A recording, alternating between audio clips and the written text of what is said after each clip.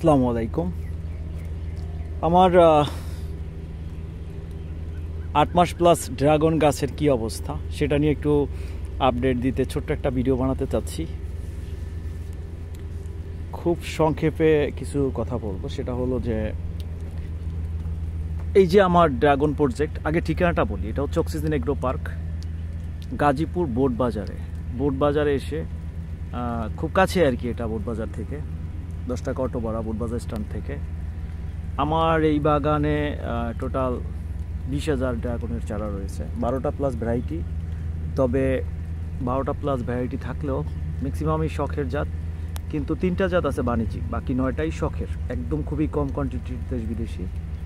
আর যে 3টা বাণিজ্যিক জাত, যেগুলো দিয়ে মানে বাণিজ্যিকভাবে উৎপাদন করা যাবে এবং চাষ করলে হয়তো বা লাভবান হবে উৎপাদক। আর বাণিজ্যিক বলতে আসলে আমরা কখন একটা ড্রাগনকে বাণিজ্যিক বলি সেই বিষয়ে একটু বলি।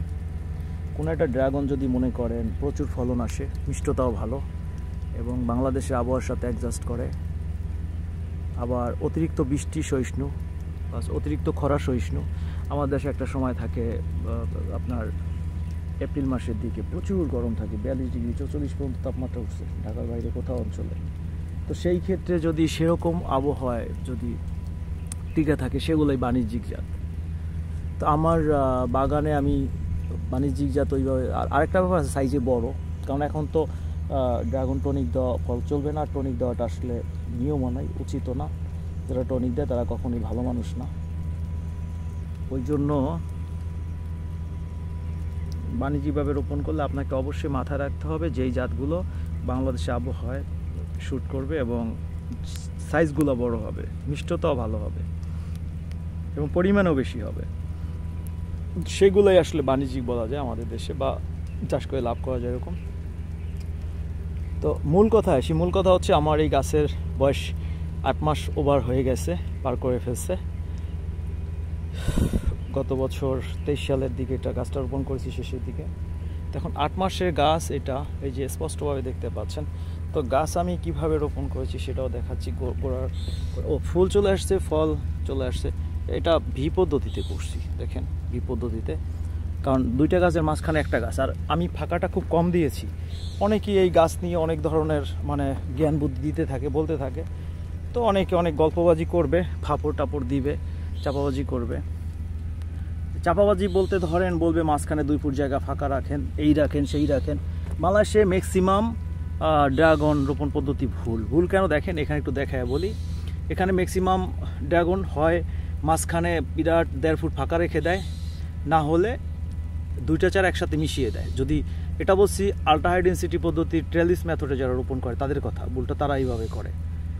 তো আমি বলতে চাচ্ছি যে সঠিক পদ্ধতি হচ্ছে এরকম, ভি পদ্ধতিতে, যেমন একটা গাছ থেকে আরেকটা গাছের দূরত্ব থাকবে 6 ইঞ্চি, ভি পদ্ধতিতে 6 বা 8 ইঞ্চি।